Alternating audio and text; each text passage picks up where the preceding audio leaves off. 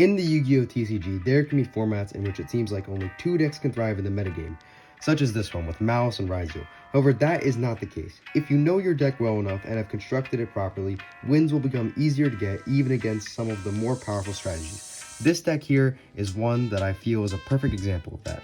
Mitsurugi Snake Eyes is a very fun deck to play and is very powerful. It can just absolutely dominate games against Malice and Raizo. And it's the deck that I've been running for this format. I'm about to switch up to a different deck, so I figured why not I just present this deck to you guys to show you what I've been rocking this format and to inspire you to, I don't know, I guess just like modify it, make it better, do whatever you guys wish with it. But let's get into the profile. Alright, starting off with the main deck, we got the Mitsurugi portion in the form of triple copies of Habakiri. This card is pretty nuts. Just reveal it in your hand to get your whole combo started by special summoning a dude from the deck. Pretty powerful. Then we got another pretty powerful card in the form of Murakumo. This card, anytime it's summoned, it's just a Raigeki, which just clearing your opponent's board is just really strong. It's also an optional negate by making your opponent discard a card on resolution if they want their card or effect to resolve. That is very strong. Next up, we got triple copies of Aramasa.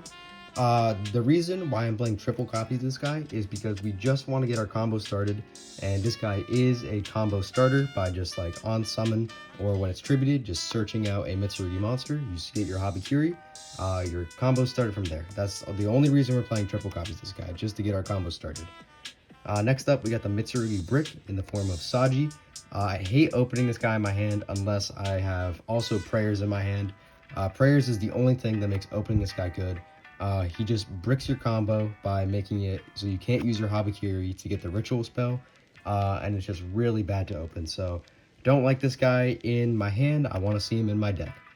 Next up, we got one Kusanagi. This guy, when distributed, just get back the ritual spell. Always really used for.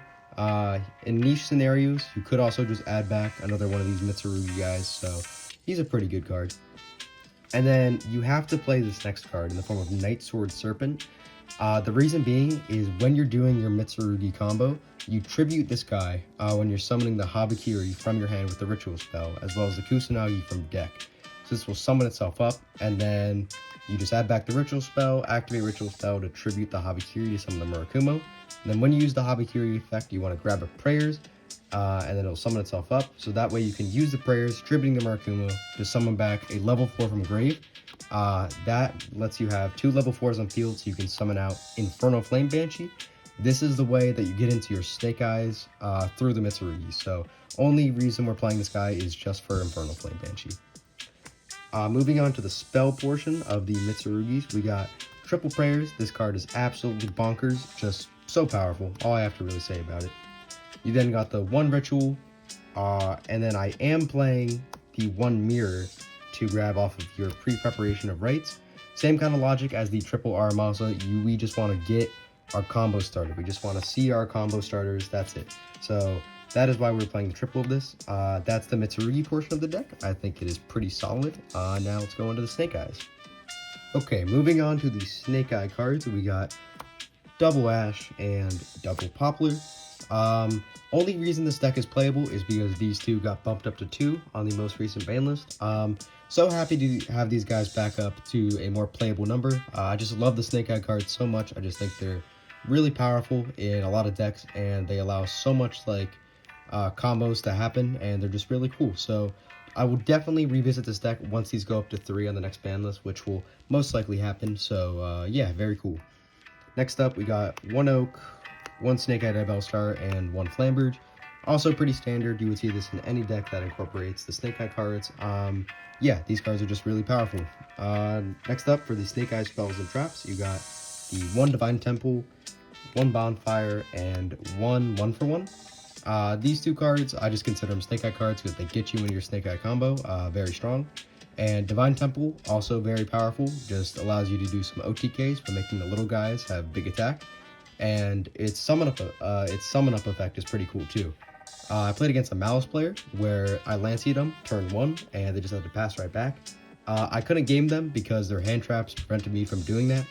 I was able to use my Flammerge effect, though, to place my Lancia in the spell and trap card zone, and then on his turn, when he normal summoned, I just summoned up the Lancia with the Divine Temple and used the Lancia effect, so that just turned off his turn. He just scooped right after that, so very powerful, very cool. I just love these cards so much. It's going to be really awesome when these guys go back up to 3. Yeah, let's move on to the non-engine of the deck. So for the hand traps, we have triple copies of Ash Blossom, triple copies of Fuelos, triple copies of Droll and Lockbird, and triple copies of Infinite Impermanence. All these cards are pretty standard this format. You're going to see them in most decks that are doing well, because all these cards just like really hurt a lot of the decks that are trying to pull off their big combos. Droll just shuts off the Mitsurugi Ryziel deck. Same thing with Fuelos, because if they play into it, you're going to get a bunch of draws. And then Impermanent Ash, they're pretty self-explanatory.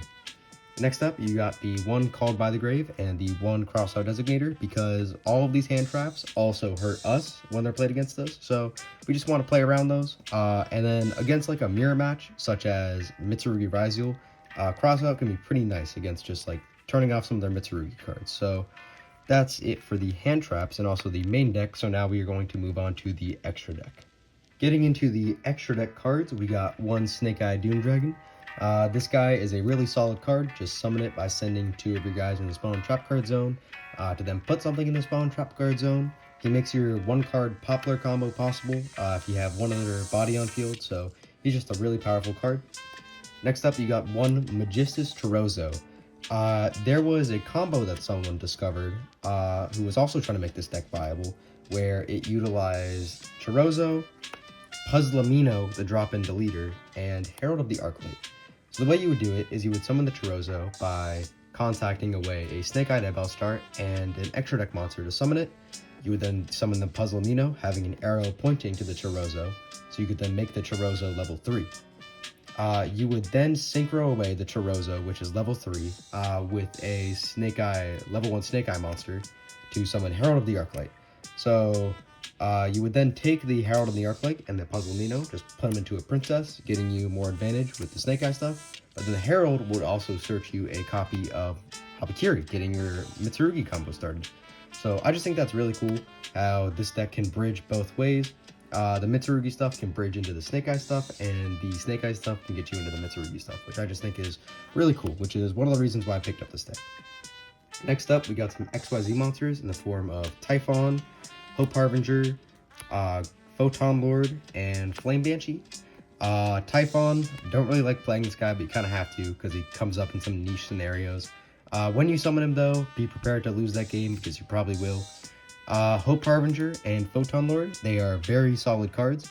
You can make them with the Snake Eye stuff and the Mitsurugi stuff, just a free spell and trap negate and a monster negate. If you can summon both of those on the same turn, you're probably winning. And then Infernal Flame Banshee showed how you can utilize this card earlier in the deck profile. Next up for Link monsters, you got one Amble Whale to use with your Princess, one Cross Sheep. This card makes your Poplar combo possible with the Doom Dragon. Some scenarios can also come up with this guy, where you can summon a Murakumo or just another ritual to one of its arrows to draw 2, discard 2. If you really need to find some side cards or just like one specific card in your main deck, which is pretty powerful. And you got, for the Link 2s, Nightmare Phoenix, SP Little Knight, IP Masquerena, pretty standard. And then the one Relinquished Anima, because unfortunately we lost our boy Link Haribo. So yeah, for this extra deck, it is very tight, but it is also very strong. Really like the way this extra deck looks. If only the extra deck space was bigger, because then this deck would be absolutely insane. And not as tight. Anyways, we're going to finish up the deck profile with the side deck now. Okay, last but not least, we got the side deck, starting off with Mitsurugi Great Purification. Don't like seeing this card go in second, which is why we got it tucked away in the side deck. And speaking of going second, we got Double Storm and one Duster. These cards are pretty self-explanatory, just really good at clearing your opponent's board. And then for the more meta decks in this format, we got Triple Lancia, just shuts off Malice completely. We then have Double Thrust and one Talent. Just, so the Thrust being able to grab any spell or trap you really want in whatever scenario. And talent, you can just look at your opponent's hand, draw 2, steal a monster. It's just a really powerful card. You then have the 1 Artifact Sanctum to grab off of your thrust. And then this is a card which I initially thought I couldn't play in this deck, but I realized the way that I can. And it's very evil. This card should definitely be banned, and this card is Harpy's Featherstorm.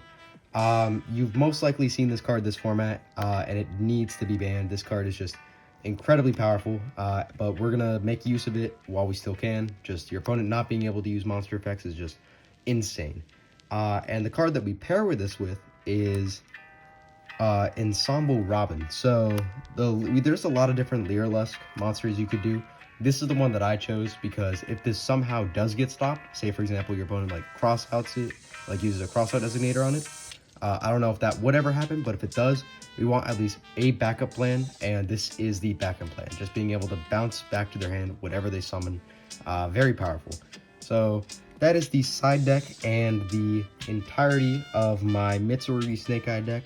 Let me know what you guys thought of it in the comments. I don't want to see anything negative. And I think really the only downside to this deck altogether is that it can feel normal summon reliant at times. That is like the only downside. It can brick, but like all decks brick. But yeah, this was the deck. I hope you guys enjoyed it. But I do have one last thing for you, which is the most recent tournament that I went to. I did get second place and got some prize packs. So I thought it'd be fun just to open these up. I did go 3-1 at this tournament. Only thing I lost to was Mitsurugi Raizu, and the only reason that I lost to it was because I bricked, which is pretty annoying. But yeah, we can just go ahead and open these up. Okay, let's go ahead and start cracking these bad boys open. We'll start off with the OTS packs. I don't really expect to get anything good out of here. I didn't really see if anything else was really pulled at the tournament, but let's see what we get. So starting off, we got a Crystron Citri, a Zorora, and a Magistus of Endymion. So nothing great out of that first pack, but yeah, again, not expecting to get anything too great out of these. So moving on, we got just a sequence. Forgot to do the pack trick on there. Not bad. Third pack here, we got a Masquerade. Okay, pretty good. And then for the last OTS pack here, let's go ahead and crack this open. Pack trick it. Got a Power Sync Stone, a Evil Hero Sinister Necrom, and a Rusi of the White Forest. So nothing good out of our OTS packs, unfortunately. But here's the thing I'm really excited about, which is the Battles of Legends Monster Revenge, or Monster Mayhem. I get my sets confused. This set is really cool because it reintroduced Starlights and the chibi artwork of certain cards. So yeah, let's just go ahead and open these guys. The thing I am looking for is I really want a Chibi Neos or a Chibi, which one is it? Yeah, the Chibi Gores. Those in Starlight or just pulling those would be really cool. So, let's see what we get. We got a Drag Velo, a Gem Knight Ruby, ooh, a Masterpiece, the Draco Slaying King, okay, a Rising Carp, and a Fabled card, ooh. So, I think the best thing out of that one was the Masterpiece. The new stamp cards that came in the set are really cool. I really like those ones, and I want to collect all of them. Let's see what we get here next. We got Heraldry Reborn, Twin Pillars, an Absorb Fusion, and a Laundry Dragon Maid. Okay. Let's put a pile of the secrets over here. Yep. Next pack. We got a Gem Knight. Ooh, a True Draco Apocalypse, a World Crown, and two other cards I don't really care about. Next pack. We got another Jurag card, Labyrinth Wall, yo! A Gem Knight Master Diamond, Kitchen, and a Lazuli. Ooh. Next pack. We got a Gem Knight Link, Necros of Metaltron, we had another Rising Carp, a Herald of Purelight, and a Heraldic Beast. Cool. Alright, we got Ice Mirror, another Apocalypse, okay, a Punk Trap, and two other cards don't really care about. Alright, we're down to our last three packs. Let's hope we get something good out of here. We got a Necros Mirror, a Scrap Garage, a Lacrima of Light, okay, another Dragon Maid, and another Drag. Cool.